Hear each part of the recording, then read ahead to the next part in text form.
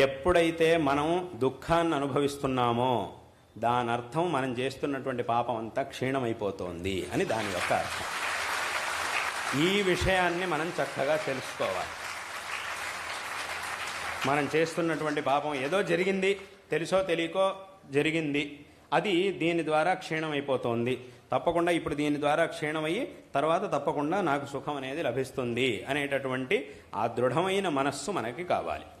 అది ఉంది గనక, అది ఉంటే గనక ఎంత పెద్ద కష్టాన్నైనా సరే, ఎంత దుఃఖాన్నైనా సరే మనం తట్టుకొని ఖచ్చితంగా నిలబడగలుగుతాం. ఖచ్చితంగా మనకి మంచి జరుగుతుంది అనేటటువంటి విషయంలో ఏమాత్రం సందేహం లేదు. నిజానికి మనం సుఖాన్ని అనుభవిస్తున్నప్పుడే ఆలోచించాలి. ఏమిటి అంటే, నేను సుఖాన్ని అనుభవిస్తున్నాను అంటే నేను చేసిన పుణ్యం అంతా అయిపోతుంది అని దాని అర్థం. సుఖం పుణ్యం నుంచి సుఖం వస్తుంది. సుఖాన్ని అనుభవిస్తున్నప్పుడు దాని అర్థం ఏమిటి? నేను చేసిన పుణ్యం అంతా తగ్గిపోతుందని అర్థం. దుఃఖాన్ని అనుభవిస్తున్నప్పుడు నేను చేసిన పాపం అంతా పోతోంది అని అర్థం. కాబట్టి అక్కడికి ఏమైందనంటే, ఈ ఆత్మహత్య అనేది ఏదైతే ఉందో దీనివల్ల దుఃఖం అనేది ఇంకా ఎక్కువ అవుతుందే తప్ప తక్కువ కాదు. కాబట్టి దీనివల్ల దుఃఖాన్ని ఇంకా ఎక్కువ చేసుకొని, పరిస్థితిని ఇంకా కూడా విషమంగా తయారు చేసుకొని, ఇప్పుడు జైలు నుంచి పారిపోయినటువంటి వాడు ఆ పరిస్థితిని ఇంకా విషమంగా చేసుకొని ఇంకా ఎక్కువ దుఃఖాన్ని అనుభవించడం కంటే చేసినటువంటి ఆ పనికి అనివార్యంగా వచ్చినటువంటి దుఃఖాన్ని అనుభవించడం అనేది దానికంటే కూడా ఉత్తమం. కాబట్టి ఏదో కర్మ వల్ల ఇటువంటి ఒత్తిళ్ళు, ఇటువంటి సమస్యలు, మానసికంగా ఏవేవో రకరకాల ఎందుకంటే సమస్యలు అందరికీ ఉండనే ఉన్నాయి. నిజంగా చాలా సమస్యలు ఉన్నాయి, అందులో ఏమాత్రం సందేహం లేదు. పాపం చాలామంది ఎంతో దుఃఖపడుతూ ఉంటారు. కానీ అందరూ కూడా తెలుసుకోవాల్సిన విషయం ఏమిటంటే, మనకంటే కూడా దుఃఖపడేవాళ్ళు ఇంకా చాలామంది ఉండనే ఉంటారు ప్రపంచంలో. వాళ్ళతో కనుక పోలిస్తే మనకున్నటువంటి దుఃఖం అనేది చాలా తక్కువ. కాబట్టి ఇది కూడా ఒకటి ఉంది, ఒక విషయం ఉంది. ఇంకా చాలా దుఃఖం ఉన్నవాళ్ళు చాలామంది ఎంతోమంది ఉండనే ఉన్నారు ప్రపంచం. వాళ్ళ గురించి మనకు తెలియదు అంతే.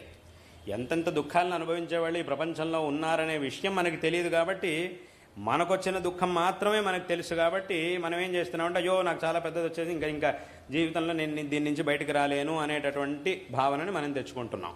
కానీ వాస్తవంగా చూస్తే మనకంటే ఇంకా ఎన్నో కష్టాల్లో ఉండేటటువంటి వాళ్ళు, కానీ వాటన్నిటిని కూడా ఎదిరించి ధైర్యంగా బతుకుతున్నటువంటి వాళ్ళు ఎంతోమంది ఉన్నారు. తర్వాత వాటన్నిటి నుంచి బయటకు వచ్చి ఉత్తమమైనటువంటి స్థితికి వచ్చిన వాళ్ళు చాలామంది ప్రపంచంలో ఉండనే ఉన్నారు. కాబట్టి ఈ విషయాల్ని అందరూ కూడా చక్కగా తెలుసుకోవాలి. ఈ ఒత్తిళ్ళు వచ్చినప్పుడు, ఇటువంటి ఒత్తిళ్ళు, ఇటువంటి కష్టాలు వచ్చినప్పుడు తప్పకుండా దానికి ఒక పరిహార మార్గం అనేది ఉండనే ఉంటుంది. ఆ పరిహార మార్గాన్ని మనం చక్కగా ఆలోచించి, ఈశ్వరుడు ఎక్కడో ఒక చోట దానికి ఒక పరిహారాన్ని ఉంచుతాడు. కాబట్టి అటువంటి సందర్భంలోనే ఇంకా ధైర్యంగా ఉండాలి. ఏమీ లేని సందర్భంలో ధైర్యంగా ఉంటే ఆ ధైర్యానికి ఉపయోగం ఏముంది?